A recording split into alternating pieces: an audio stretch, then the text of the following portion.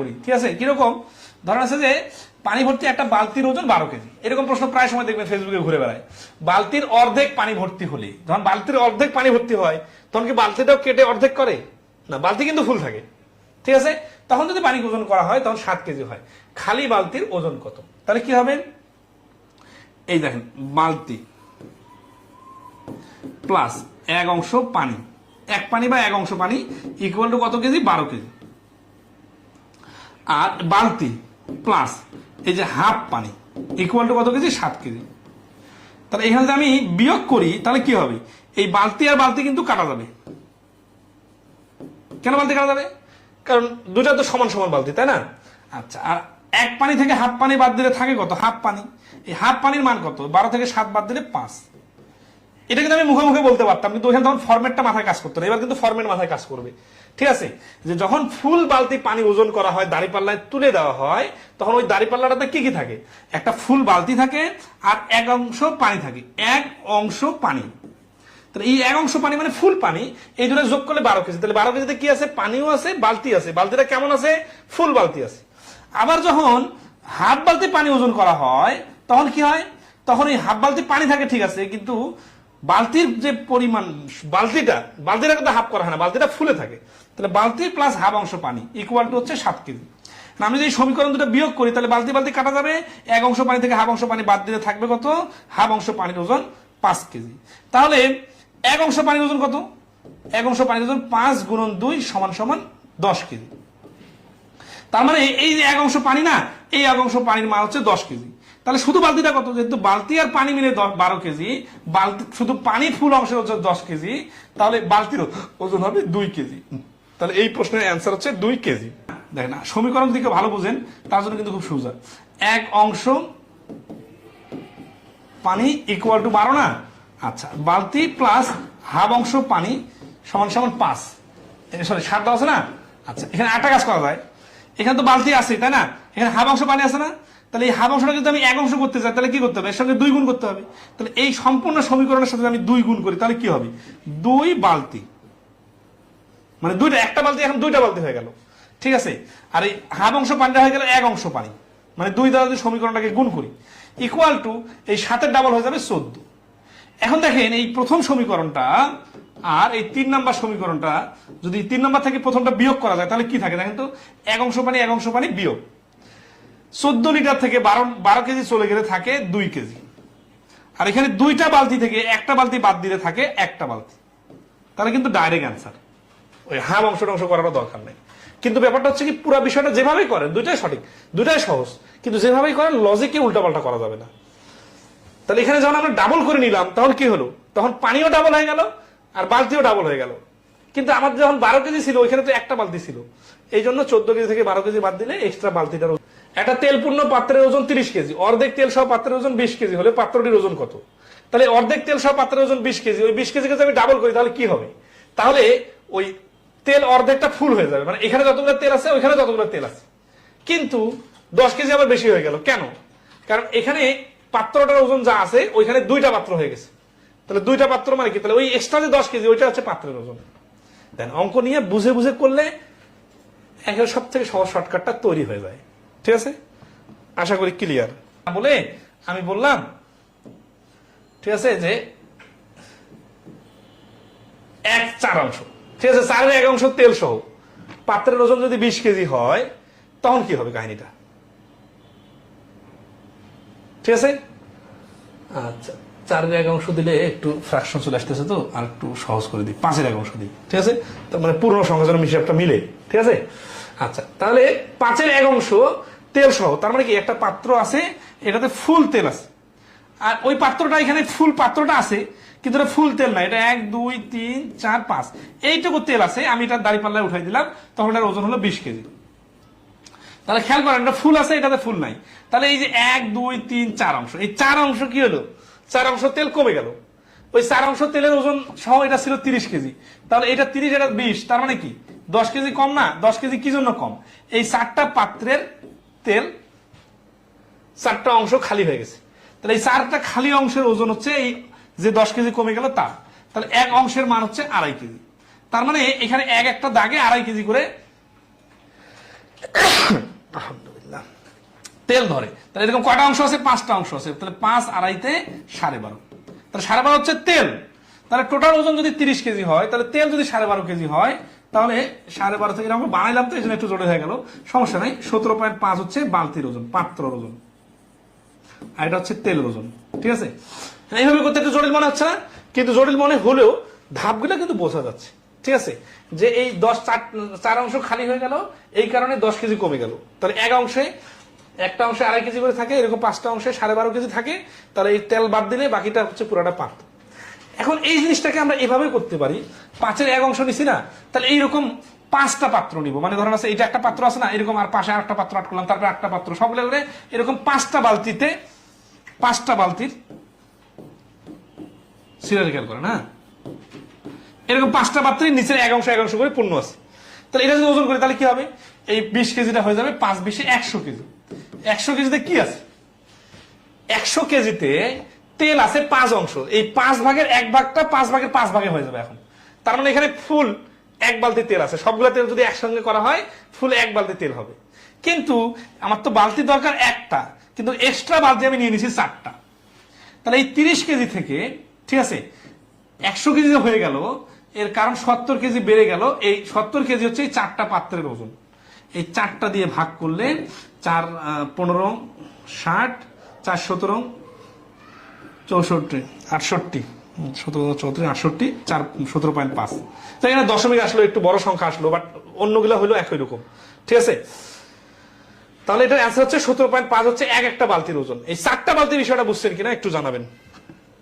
ঠিক আছে, পাত্রের ওজন 10 কেজি। যদি 3.5 অংশ পানি সরানো হয়, তাহলে এর ওজন 7 কেজি হয়। পানি শূন্য পাত্রের ওজন পানি পূর্ণ পাত্রের ওজনের শতকরা কত? দেখেন তো কত পেঁচাই দিচ্ছে, আইবিএ পরীক্ষা নিচ্ছে এটা আর কি। হ্যাঁ, আচ্ছা সমস্যা নাই, এটা পরে করতেছি। 92 নম্বরটা আগে করি, 91 নম্বরটা পরে করি। 92 অ্যান্সার কত বলেন?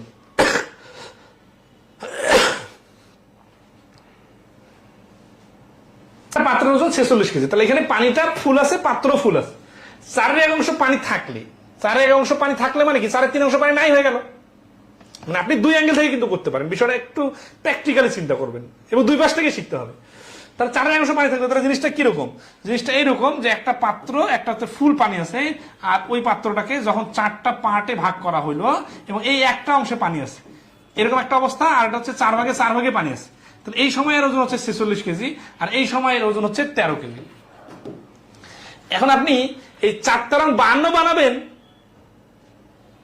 নাকি 46 আর 2 ভাবে করা যাবে? দেখেন প্রথমটা স্টাইলটা কি, প্রথমটা হচ্ছে কি যে খালি অংশ হলো এটা হিসাব। তাহলে 46 থেকে 13 বাদ দিলে থাকে কত? 33।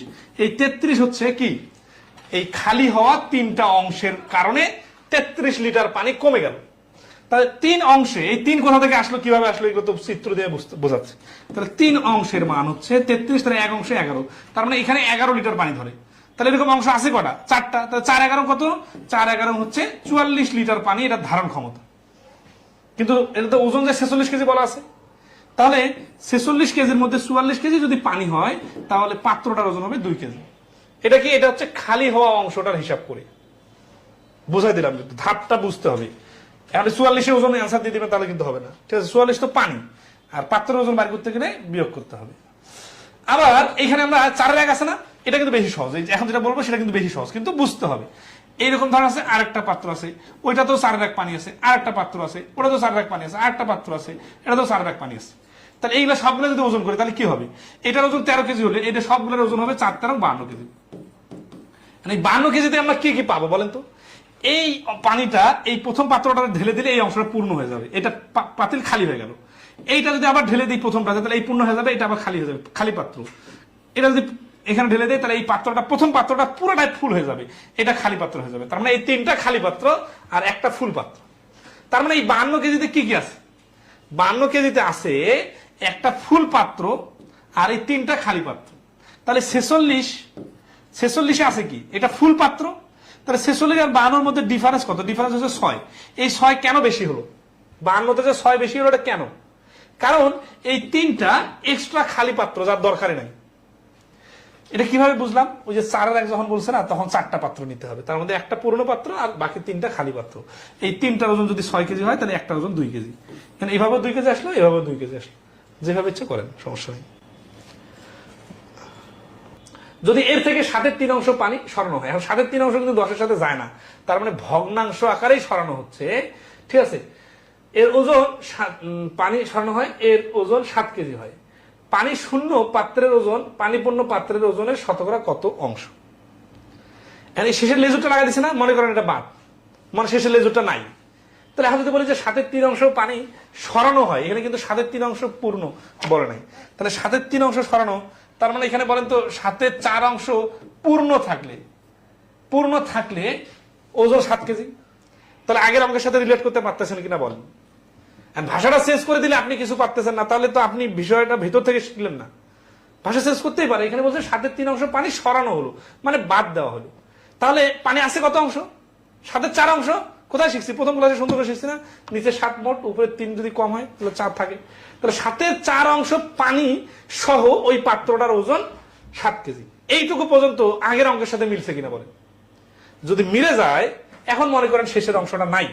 এখন অনেকে আছে কি করে জানেন, এই যে অংশটা পর্যন্ত মিলছে ওইটা পর্যন্ত না করে পিছনের এই লেজুরটা দেখে এইটা নিয়ে বেশি টেনশন করতে যায়, যেটা কমন ছিল আগের অঙ্কগুলোর সাথে, যেটা ম্যাচিং ছিল, ওটাকেও কঠিন মনে করে।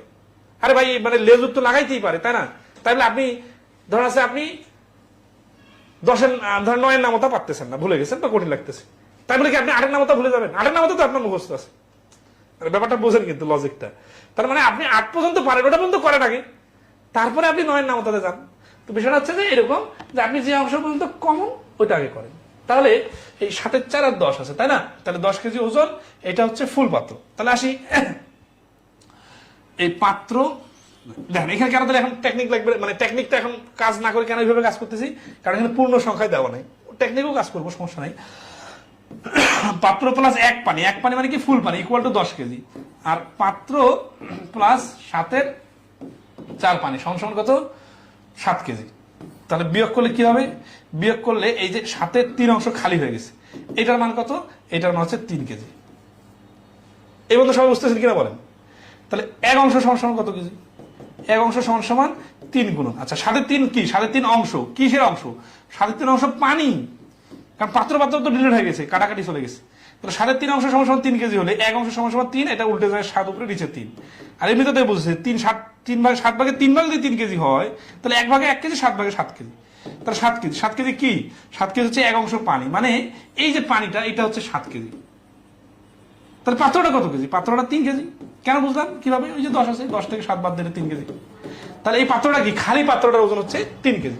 উত্তর কি চাইছে? এখন আসি, পানি শূন্য পাত্রের ওজন, পানি শূন্য পাত্রের ওজন 3 কেজি, পানিপূর্ণ পাত্রের ওজনের, পানিপূর্ণ পাত্রের ওজন 10 কেজি, শতকরা কত অংশ? তাহলে 10-এ যদি 3 হয়, 100-তে কত? 10 দিয়ে কাটলে 10, 3 10-এ 30%। আর 10-এর 3 মানে তো 10 ভাগে 3 ভাগ মানে 30%। তাহলে কঠিন লাগলো?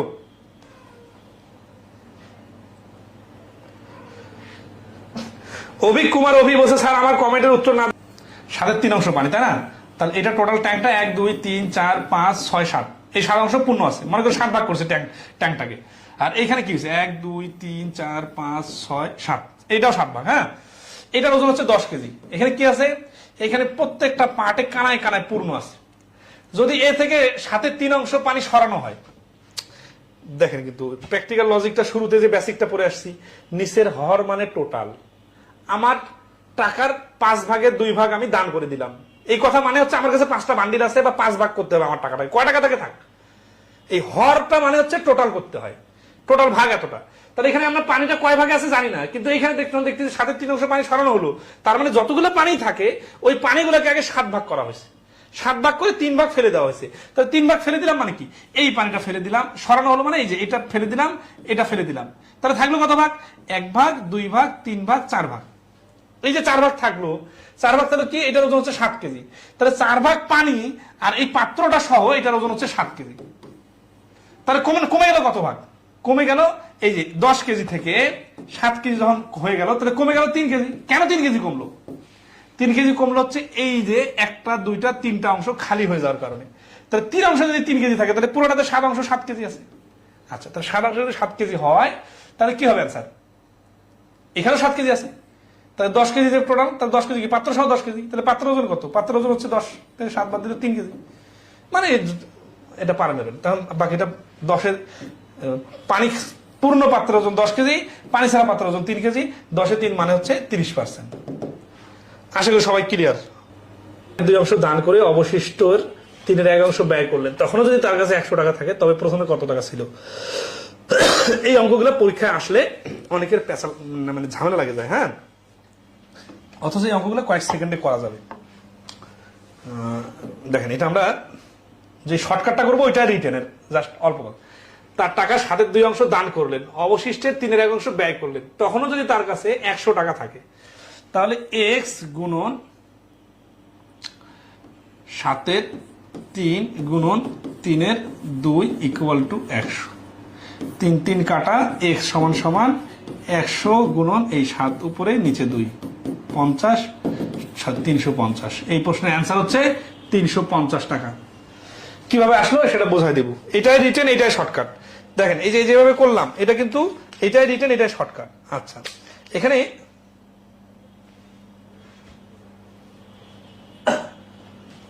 কি ব্যাপার, এখানে 7 5 20 100, তখন এখানে তো মিলবে না, এটা ওই পাশে চলে যাবে। আচ্ছা, এখানে একটু মিস্টেক হয়েছে, 7/2 আছে তো বিয়োগ করে আবার 7/3 নিয়ে আসছি। এটা হচ্ছে 7/5 গুণন ওখানে 3/1 আছে, তাহলে বাদ দিলে 3/2 ইকুয়াল টু 100। তাহলে x সমান সমান 100 গুণন এইটা উল্টে যাবে ওই পাশে, 7/5 হয়ে যাবে, ওইটা উল্টে যাবে 3/2 হয়ে যাবে। 5 দুগুণা 10, শূন্য কাটা, 3 7 21 আর 10 মিলে হচ্ছে 210। হ্যাঁ, 210 হবে অ্যান্সার। ভগ্নাংশটা আর কি মিস্টেক হয়েছে। যাই হোক, এখানে স্টাইলটা দেখেন। স্টাইলটা হচ্ছে এই যে এটা একটা টোটাল টাকা, এই টাকাটার আমি যদি এই 4 ভাগের 1 ভাগ এটাকে খরচ করে ফেলি তাহলে আমার কাছে 1 ভাগ 2 ভাগ 3 ভাগ, এই 4 ভাগের 3 ভাগ অবশিষ্ট থাকবে। আমি যদি আবার এই 4 ভাগের 3 ভাগের আবার 3 ভাগের 1 ভাগ খরচ করি, মানে অবশিষ্টের বিষয়টা বুঝতে হবে। ধরেন আছে আমি এই টোটালটার অর্ধেক টাকা খরচ করলাম, এরপরে যা থাকলো সেটার অবশিষ্টের যদি অর্ধেক বলি, অবশিষ্টের অর্ধেক, তাহলে বিষয়টা কেমন হবে? 4 ভাগের এই 2 ভাগ আমি অলরেডি হাফ খরচ করে ফেলছি, তাহলে অবশিষ্ট আছে আর 2 ভাগ। এই 2 ভাগের অর্ধেক, অবশিষ্টের অর্ধেক মানে 1 ভাগ। কিন্তু অবশিষ্ট কথা যদি না দেই, যদি বলি যে আমি অর্ধেক খরচ করছি, আমার ভাই অর্ধেক খরচ করছে, তাহলে কিন্তু এই 2 অর্ধেকের টোটালটাকে বোঝাচ্ছে। সিরিয়াসলি খেয়াল করেন, একজন বাবা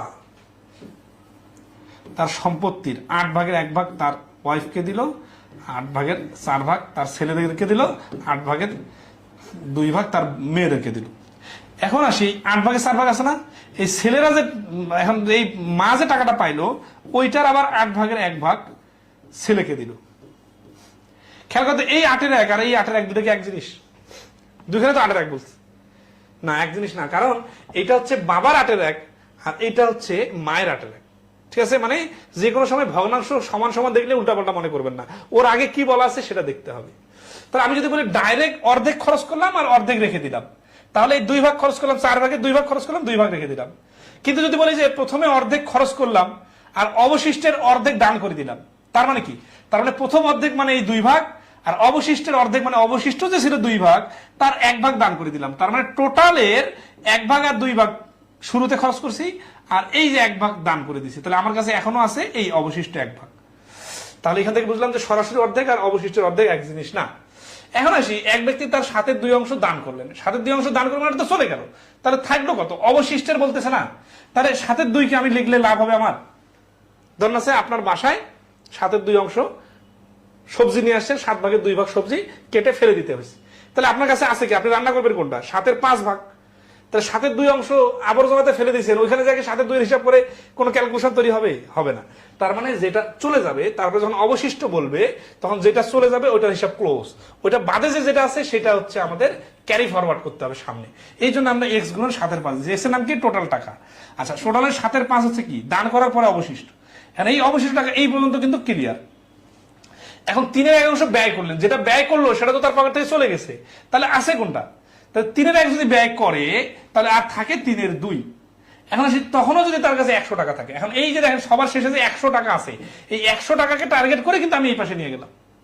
যদি এইভাবে বলতো যে তিনি তার টাকার 7/2 অংশ দান করলেন, দান করা টাকার মধ্যে আবার 5/1 অংশ হচ্ছে পুরুষ মানুষরা পেল, তখন কিন্তু আমরা এখানে 7/5 যাইতে পারতাম না, আমরা তখন 7/2 থাকতাম। কেন? কারণ দান করা টাকাগুলো পুরুষ মানুষ পেল, তার মানে কি ওই 7/2 অংশ টাকাটাই ভাগ হচ্ছে, অবশিষ্ট টাকা নিয়ে কোনো হিসাব নাই। তাহলে যে কোনো সময় কি করব, বিয়োগ করে আনবো না ডাইরেক্ট আনবো, এটা নির্ভর করবে আমার গাড়িটা কোন পাশে যাচ্ছে, দানের দিকে যাচ্ছে নাকি অবশিষ্টের দিকে যাচ্ছে, এটার উপর ভিত্তি করে হিসাব হবে। ঠিক আছে, ওকে। আর অঙ্ক করবো এরকম এরকম অঙ্ক আছে তো অনেক, তাহলে সহজ হয়ে যাবে। 95 নম্বর দেখেন, কোন ব্যক্তি সম্পত্তির 3/2 অংশ পুত্রকে, 3/1 অংশ কন্যাকে দিলেন, কন্যা 1500 টাকা কম পেলে সম্পত্তির মূল্য কত? এটা খুবই সহজ অঙ্ক, বিসিএস এ আসছিল মনে হয়। তাহলে এই যে 3/2 আছে না, আর এটা 3/1, নিচে যখন হর সমান হবে তখন হর হিসাব বাদ, একজন 2 অংশ পাইছে, একজন 1 অংশ পাইছে, তাহলে টোটাল বিয়োগফল কত? বিয়োগফল হচ্ছে 1। এই 1 অংশের নামে হচ্ছে 1500 টাকা কম পেয়েছে, মানে ডিফারেন্স। তাহলে 1 অংশ যদি ডিফারেন্স হয় তাহলে মোট সম্পত্তি কত? 3 অংশ। তাহলে 3 অংশ সমান সমান 3 15 45। আশা করি এগুলো পারবেন। আর এক্স ধরে করলে কি হবে জানেন? এই যে 2x divided 3 minus x divided 3 equal to 1500। একটু সময় লাগবে কিন্তু ক্যালকুলেশন করা যাবে। ঠিক আছে, হর সমান থাকলে মুখে মুখে করা যায়।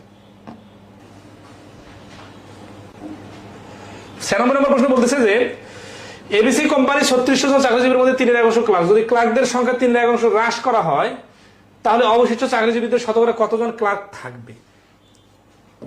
তাহলে 3600 জন শুরুতে ছিল, এর মধ্যে 3/1 অংশ ক্লার্ক, তার মানে 1200 জন ক্লার্ক। এখন ক্লার্কদের সংখ্যা 3/1 অংশ হ্রাস করা হয়, তাহলে ক্লার্কদের 3/1 অংশ, তার মানে 400 হ্রাস করা হয়, মানে কমানো হয়। তাহলে কমলে কত থাকে? আর 800 জন থাকে। আচ্ছা, এখন বলছে কি যে অবশিষ্ট চাকরিজীবীদের, অবশিষ্ট চাকরিজীবী কতজন? টোটাল ছিল 3600 জন, ক্লার্ক যদি 400 জন কমে, এই টোটালটাও 400 জন কমে হয়ে যাবে 3200 জন, মানে ওই কোম্পানিতে এখন আর 3200 জন কাজ করতেছে। তাহলে শতকরা কতজন ক্লার্ক? ক্লার্ক আছে কতজন? 800 জন। এখানে যে কনফিউশনটা তৈরি হবে বা ভুল হইতে পারে, অনেকে 3600 জনে 800 জন ক্লার্ক মনে করতে পারেন, এটা কিন্তু ভুল। ক্লার্ক বাদ দিছে, ক্লার্ক তো ওই 3600 জনের মধ্যেই ছিল 400 জন ক্লার্ক, টোটালটাও কমে যাবে। একটা ক্লাসে 10 জন ছাত্র, 10 জন ছাত্রী আছে, 2 জন ছাত্র বের হয়ে গেলে ওই ক্লাসে কি শুধু ছাত্র কমে যাবে, 8 জন হবে, নাকি টোটালটাও 20 জনের জায়গায় 18 জন হয়ে যাবে? তো বিষয়টা এরকম। তাহলে 3200 জনে 800 জন মানে হচ্ছে শতকরায় 4/1 মানে কাটাকাটি করলে হচ্ছে 25%। তাহলে এই প্রশ্নের অ্যান্সার হচ্ছে 25%। 5/3 আছে না, এটাকে আপনি টোটাল হরটাকে টোটাল টাকা ধরবেন, 10 3 5 লসাগু হচ্ছে 30 টাকা। ঠিক আছে, তাহলে 30 টাকা হলে 3 টাকা কাপড়ে, 10 টাকা খাদ্যে, 13 টাকা গেল। আর কত টাকা? আর হচ্ছে 6 টাকা, 13 আর 6 19 টাকা। 30 টাকা 19 টাকা গেলে ব্যয় হয়, তার আয়ের শতকরা কত ভাগ অবশিষ্ট? ফ্র্যাকশন আসবে কিন্তু পারা যাবে। তাহলে 30 টাকা 11 টাকা অবশিষ্ট, সেই হিসাবে হিসাব করলে হয়ে যাবে। সমীকরণ সাজিয়ে সমাধান, এটা খুব ইন্টারেস্টিং। এতক্ষণ তো এর আগে অলরেডি আমরা অনেক সমীকরণ শিখছি, এগুলো স্পেসিফিক সমীকরণের প্রশ্ন। কত টাকার 9 এর 7 অংশ 700 টাকার 10 এর 9 অংশের সমান? তাহলে x এর 9 এর 7 অংশ ইকুয়াল টু 700 এর 10 এর 9। শূন্য শূন্য কটা, তাহলে হচ্ছে x সমান সমান এই যে 70 গুণন 9 গুণন এই ভগ্নাংশটা ওই পাশে চলে যাবে 9/7, 7 দিয়ে কাটলে 10, 9 10 90, 90 আর 9 হলে 810। তাহলে 810 হচ্ছে অ্যান্সার। মানে 99 নম্বরটা হুবহু একই। কোন সংখ্যার 1/3 সাথে 1/4 যোগ করলে যোগফল 35 হবে? তার মানে বিষয়টা এরকম যে x/1/3 সাথে 3 প্লাস x/4 ইকুয়াল টু 35। 4 3 লসাগু হচ্ছে 12, 7x ইকুয়াল টু 35।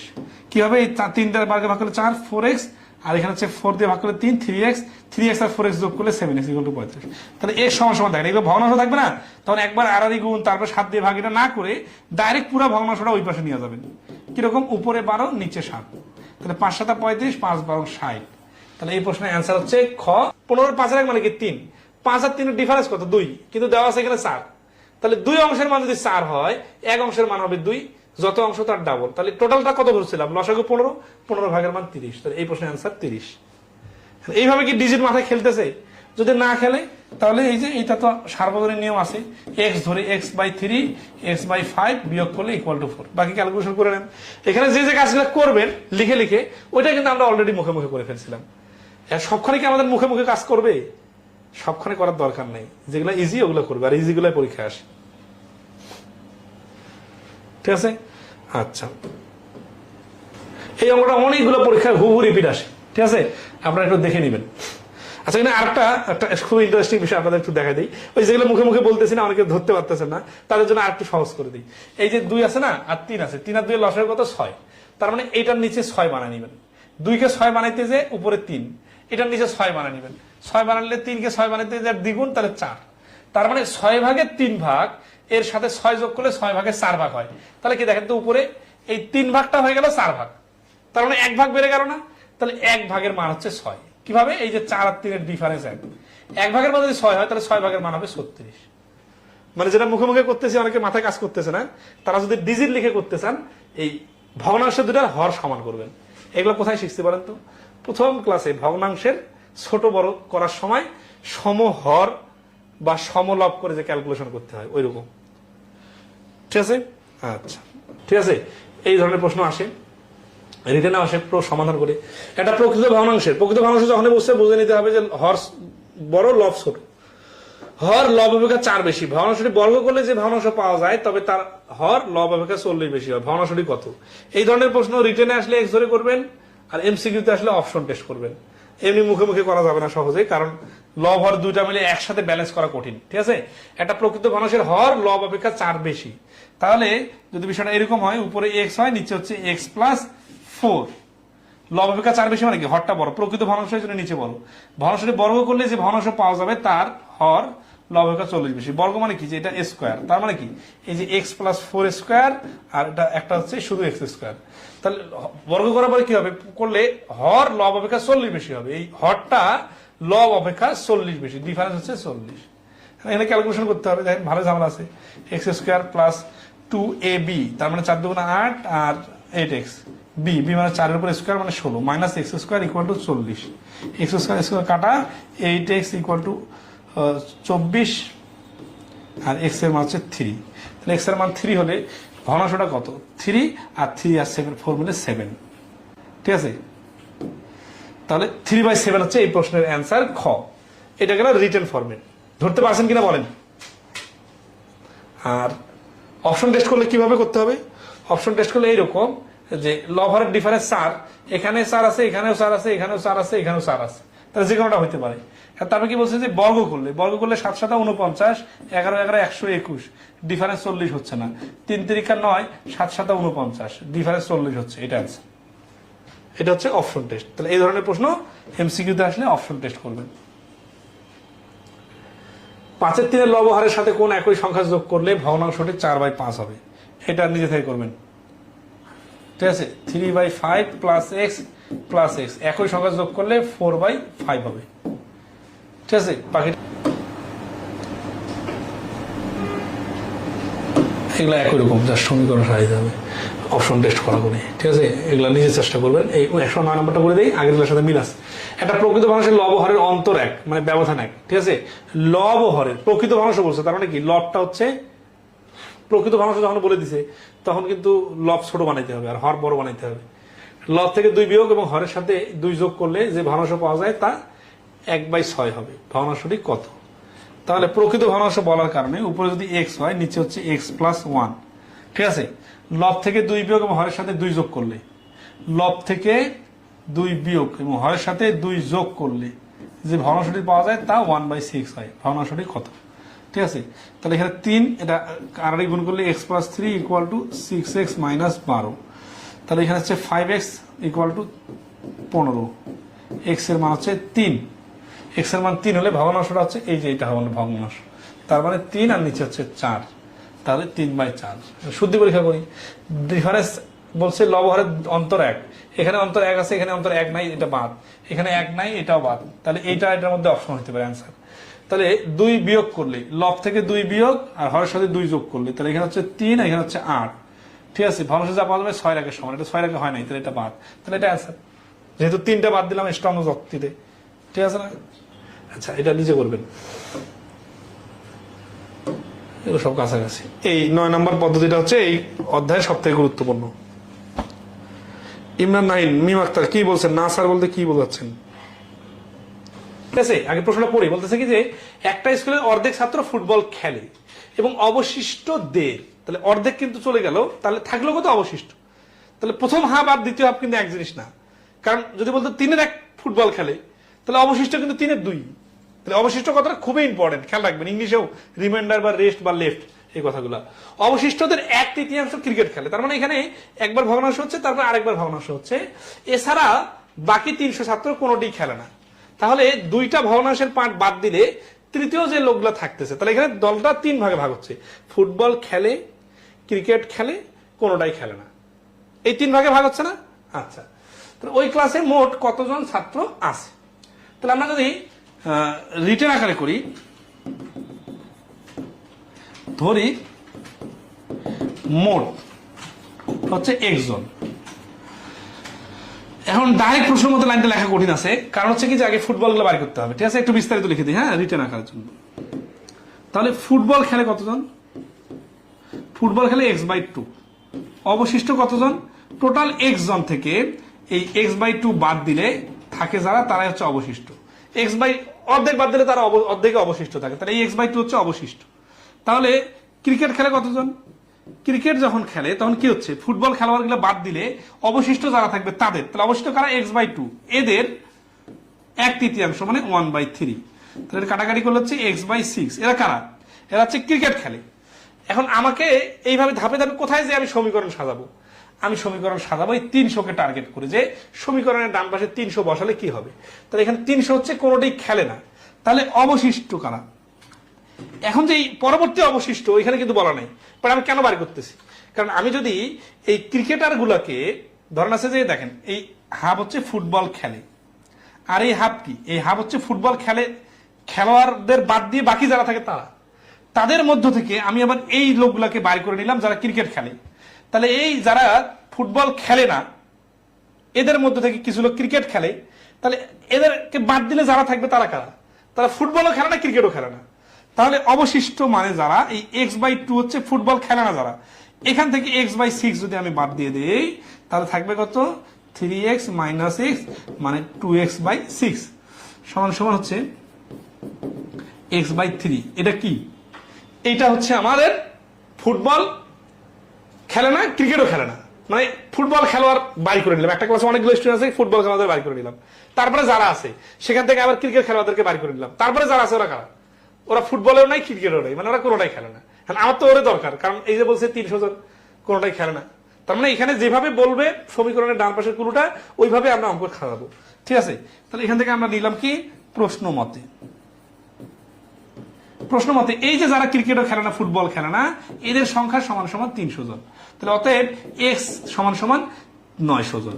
এই 300 আর 3 গুণ করলে 900। তাহলে এই মোট তো এক্স কেই ধরছিলাম, তাই না? তাহলে এখানে চাইছি ওই ক্লাসে মোট কতজন ছাত্র আছে, এক্স এর মানটা চাইছি, এক্স এর মানটা অ্যান্সার 900।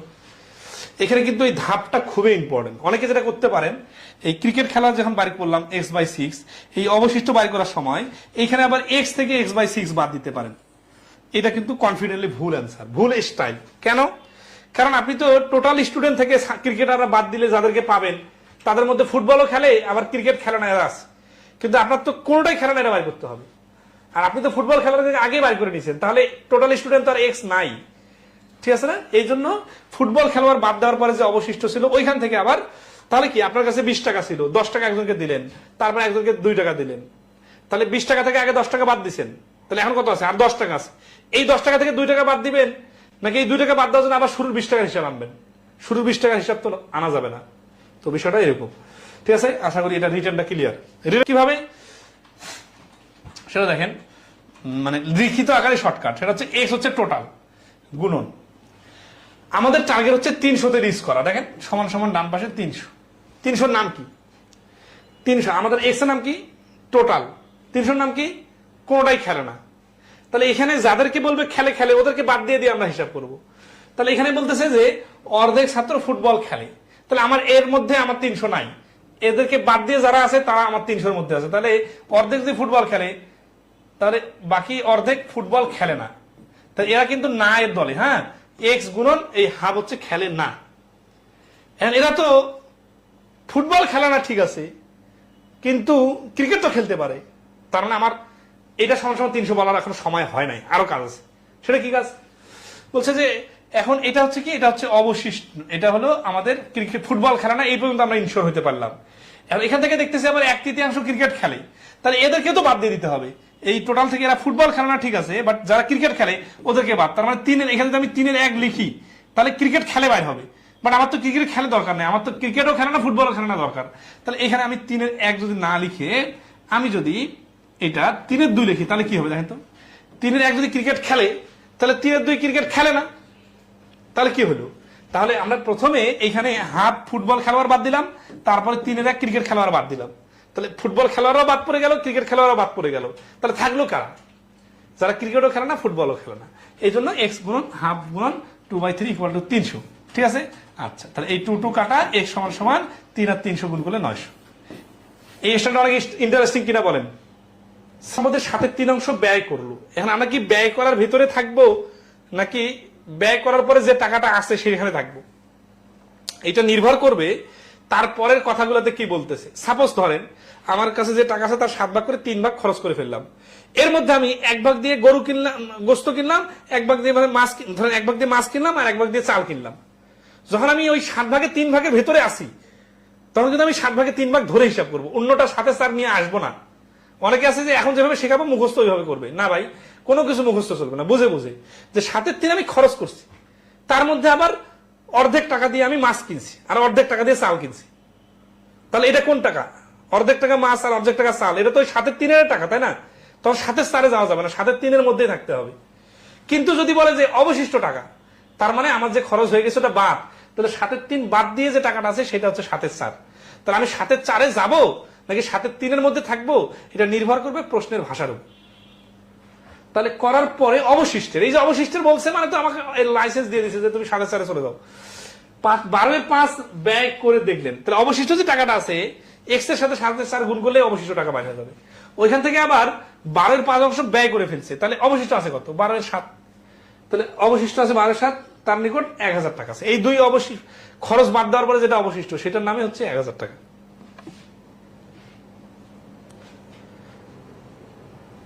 তাহলে এখানে হচ্ছে কি এক্স গুণন 7 4 গুণন 12 7 ইকুয়াল টু 1000। তার মোট সম্পত্তির মূল্য কত? 7 7 কাটা 4 4 কাটা 3 3 আর 1000 গুণ করলে হচ্ছে 3000। দেখেন কত সহজে পারা যাচ্ছে। এত সহজে কি আর কোন অঙ্ক হবে? একটা স্কুলে 6 4 ভাগ ছাত্র ফুটবল খেলা দেখতে গিয়েছিল, তার 4 1 ভাগ বাসে চলে গিয়েছিল। এই যে একটা কথা বলছিলাম না, মুখস্থ কখনো 6 4 থেকে 6 2 নিয়ে আসবেন না। অনেকের এখন এত ধরে অঙ্ক করতে করতে মাথায় চলে আসছে না যে 6 4 ভাগ ফুটবল খেলা দেখতে গিয়েছিল, তাহলে অবশিষ্ট 6 2। এই অবশিষ্ট কি বার করতে বলছে? মানে কোনো কিছু রোবটের মতো মুখস্থ করে ফেলবেন না, আপনাকে অবশিষ্ট বার করার দরকার আছে কিনা তারপরে একটু পড়েন।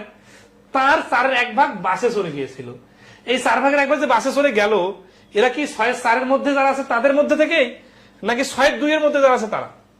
6 2 যারা, তারা তো খেলা দেখতে যায় নাই, তো এখানে আপনার বাসের কথা কেন আসলো? তার মানে এখানে 6 4 ভিতর থেকে 4 1। যদি 164 জন বাসে ছাত্র বাসে গিয়ে থাকে তবে স্কুলের ছাত্র সংখ্যা কত? তারা আমি কিন্তু আগে থেকে টাচ দিতেছি, এই জন্য অঙ্ক এক পাশে করবেন, আরেক পাশে আসলে কিরকম হইতে পারে সেটা একটু মাথা খাটাবেন। ঠিক আছে, আচ্ছা এটা হবে ধরি টোটাল এক্স জন, ঠিক আছে, তবে স্কুলের ছাত্র সংখ্যা, তাহলে এক্স হচ্ছে টোটাল স্কুলের ছাত্র সংখ্যা। এর মধ্যে 6 4 হচ্ছে খেলা দেখতে গেছে, এদের মধ্যে আবার 4 1 হচ্ছে 4 1 আনবো না 4 3 আনবো, দেখি 4 1 বাসে চলে গিয়েছিল। ঠিক আছে, 4 1 যদি দেয় তাহলে কি হবে? বাসে চলে গিয়েছিল, 164 জন ছাত্র বাসে গিয়ে থাকে, এই যে বাসে গিয়ে থাকে, তাহলে এই বাসে গিয়ে থাকা চাইছে এই জন্য 4 1 দিলাম। যদি বলতো বাসে না গিয়ে থাকে তাহলে এখানে আবার 4 3 দিতাম। যদি বলতো যারা বাসায় ফুটবল খেলা দেখতে যায় নাই তখন কিন্তু 6 4 না দিয়ে 6 2 দিতাম। তাহলে কোনটা হ্যাঁ আর কোনটা না এটা কিন্তু উল্টাপাল্টা করা যাবে না।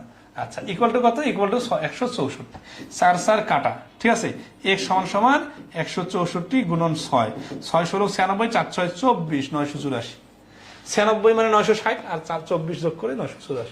ঠিক আছে, এত সহজে আর কোন বইয়ে কোন ক্লাস 115 কি বলছে লাবিব কিছু কলম কিনে তার 5/2 তার বাবাকে দিল, অবশিষ্ট কলমের অবশিষ্ট যখনই বলছে তখন এখানে 5/3 হয়ে গেছে।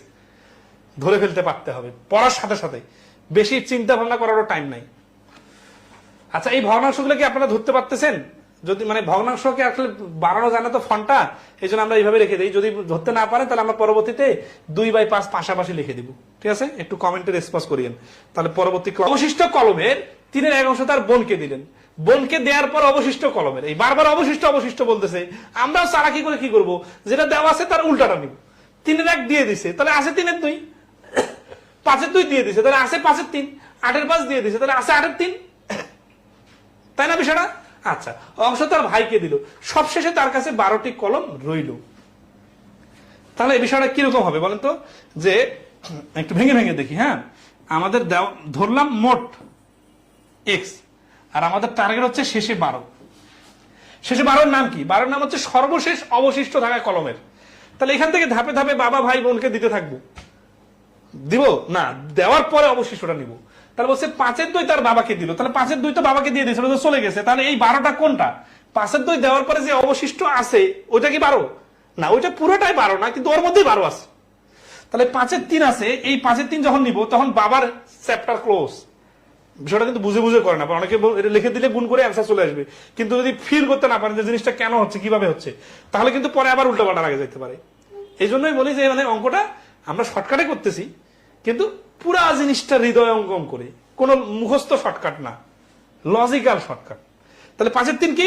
5/3 হচ্ছে যে বাবাকে দেওয়ার পরে যে অবশিষ্ট যতগুলা থাকতেছে সবগুলা মিলে 5/3। তাহলে এখানে কিন্তু 12 বলা যাবে না, এটা সমান সমান 12 না, কারণ 12 তো হচ্ছে শুধু সবার শেষে তার কাছে যেটা থাকবে সেটা। কিন্তু এই 5/3 মানে হচ্ছে তার বাবাকে দেওয়ার পরে অবশিষ্ট, মানে তার ভাইকে বোনকে যেগুলো দিছে ওগুলা এবং তার 12টা সহ সবগুলা মিলে হচ্ছে 5/3। এখান থেকে আমরা তাহলে কি করবো? এখন এখান থেকে আমরা কি করবো? অবশিষ্ট কলমের তাহলে 5/3 বার করলাম, মানে এই অবশিষ্ট এই অংশটা বাইরে এক্স এর 5/3, কলমের 3/1 অংশ বোনকে দিল। তাহলে এই যে পুরা জিনিসটা আছে এইটা থেকে 3/1 অংশ বোন যদি লিখি, তাহলে বোনকে কয়টা দিছে সেটা বাইর হবে। কিন্তু আমার তো বোনকে দেওয়ার দরকার নাই, আমার তো 12তে যাইতে হবে। বোনকে দেওয়ার পরে যেটা আছে ওইখানে 12টা আছে, তাহলে বোনকে দিছি 3/1, তাহলে আছে কত? 3/2। এটা কি? বোনের চ্যাপ্টার ক্লোজ হয়ে গেল, মানে বোনকে আমি দিয়ে দিছি, দিয়ে দেওয়ার পরে এখন যে বাকি কলমগুলো আছে আমার হাতে আমি ক্যারি করতেছি, এইটা হচ্ছে 3/2। এটা কি আমার অ্যান্সার? এটা সমস্যা 12 বলা যাবে না, এখনো তো ভাইকে দেওয়া বাকি আছে। তার মানে এখন আমরা কাছাকাছি চলে আসছি, যে ভাই আর আমার মিলে যেগুলো সেগুলো হচ্ছে 12টা, মানে সেগুলো হচ্ছে 3/2। এখন বোনকে দেওয়ার পর অবশিষ্ট, এই অবশিষ্ট মানে কি? যে এই যে বোনকে যখন দিয়ে দিয়েছি 3/1, তাহলে এই যে 3/2 লিখলাম, মানে এটা হচ্ছে অবশিষ্ট।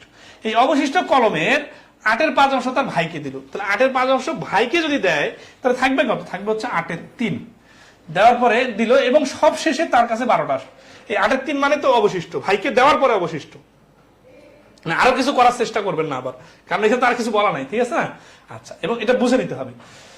তাহলে এই যে তাহলে এখানে বাবার চ্যাপ্টার ক্লোজ, এখানে বোনের চ্যাপ্টার ক্লোজ, এখানে ভাইয়ের চ্যাপ্টার ক্লোজ। বাবা ভাই বোন বাদ দেওয়ার পরে যেগুলো আছে সবগুলো তো আমার ওই যে লাবিবের, তাই না? তাহলে এটা সমান সমান 12। এইভাবে করলে দেখেন কত সহজ হয়ে যাচ্ছে, সবগুলো ভগ্নাংশকে ওই পাশে নিয়ে উল্টাই দিতে হবে না, কারণ এর মধ্যে ইন্টারনাল কাটাকাটি করা যাচ্ছে, ঠিক আছে? 2 দিয়ে 8 কাটলে 4, তাহলে আর যাচ্ছে না, সমস্যা নাই। তাহলে x সমান সমান এই যে 4 আর 5 গুণ করলে 20 আর 3, উপরে 3 নিচে 20, এটা যদি ওই পাশে নিয়ে যাই তাহলে 12 গুণন 20 ডিভাইডেড 3, 3 আর 4 12, 4 20 80। 80 কি? 80 কি? 80 অ্যান্সার। এক্স এর নাম হচ্ছে মোট, তার মানে লাবিবের কাছে এই কিছু কলম ছিল না, এই কিছু কলমের নাম 80। এটা অ্যান্সার হইতো যদি বলতো টোটাল কলম। অনেকে আবার এটা অ্যান্সার দিয়ে দিবেন, ঠিক আছে? অপশনের মধ্যে এখানে কোনোটি 9 দেওয়া আছে, অথবা এখানে 80 দিয়ে দিতাম, অনেকে 80 অ্যান্সার দিতেন। কেন দিতেন জানেন? মুখস্থ, ঠিক আছে? মুখস্থ চলবে না, কারণ আপনার তো সবসময় যে টোটাল চাই বিষয়টা তো এরকম না। এখানে চাইছে যে সে তার বাবাকে কয়টি কলম দিয়েছে। তাহলে 80 যখন পাইছি আমরা, বাবাকে দিয়েছে 5/2 তাহলে 80 গুণন 5/2, কাটাকাটি করলে 16, 16 দুগুণা 32, তাহলে তার বাবাকে দিছে 32টি। এটা হচ্ছে অ্যান্সার। এর পরে আমাদের অঙ্ক কিন্তু আর নাই, শেষ, ঠিক আছে? আচ্ছা, একটা যৌগ হাইড্রোজেনের পরিমাণ অক্সিজেনের পরিমাণের অর্ধেক এবং হাইড্রোজেনের পরিমাণ কার্বনের পরিমাণের 1/3। তার মানে এখানে হাইড্রোজেন কার্বন দেখে মানে কি বলছে, কার্বনের কথা দেখে উল্টাপাল্টা কোনো জটিল ভাবার দরকার নাই, এটা তো আপনার ফ্র্যাকশনটা দরকার। যৌগের ভর 180 গ্রাম হলে ওই যৌগের হাইড্রোজেনের পরিমাণ কত, এটা নিজে থেকে করবেন, ঠিক আছে? পারবেন আশা করি। যৌগ হাইড্রোজেনের পরিমাণ অক্সিজেনের পরিমাণের অর্ধেক, ঠিক আছে। এনে জাস্ট আমরা একটা নাম দিই, হাইড্রোজেন H, অক্সিজেনের পরিমাণ A এবং হাইড্রোজেন পরিমাণ কার্বনের পরিমাণ K। এই তিনটা জিনিস তার মধ্যে একটা রিলেশন আছে। কিরকম? একটা যৌগে মানে একটা দ্রবণে, ঠিক আছে, হাইড্রোজেনের এর পরিমাণ অক্সিজেনের পরিমাণের অর্ধেক। তার মানে হাইড্রোজেন আর অক্সিজেনের যখন রিলেশন হচ্ছে, তো অক্সিজেনের অর্ধেক, তার মানে এটা যদি x হয় এটা হবে x/2। কিন্তু আমরা তো শিখছি উল্টা পাশে ধরবো আমরা, এ যদি x হয় এ হবে 2, মানে কোনটা ডাবল? দেখেন, হাইড্রোজেনের পরিমাণ অক্সিজেনের পরিমাণের অর্ধেক, তাহলে হাইড্রোজেন হচ্ছে অর্ধেক, তাহলে এ যদি x ধরি তাহলে যে ডাবল আছে সে হচ্ছে 2x। এইভাবে ধরলে ফ্র্যাকশন আসে না, আর অর্ধেক রিলেশনটা ঠিক আছে। এবং হাইড্রোজেনের পরিমাণ মানে এই হাইড্রোজেনের পরিমাণ কার্বনের পরিমাণের 1/3, এই কার্বনের পরিমাণের 1/3। তাহলে হাইড্রোজেনের যদি 1/3 হয় তাহলে কার্বন হবে কত? 3x। আচ্ছা, যৌগের ভর 180 গ্রাম হলে ওই যৌগে হাইড্রোজেনের পরিমাণ কত? যৌগের ভর মানে কি, যে এই যৌগটা তো হচ্ছে টোটালটা একটা দ্রবণ, ঠিক আছে, একটা ভাষাগত ব্যাপার আছে, এই তিনটা মিলে আর কি টোটাল 180 গ্রাম।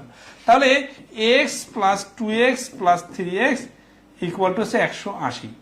6x এর মান যদি 180 হয়, x এর মান হচ্ছে 30। উত্তর কি চাইছে?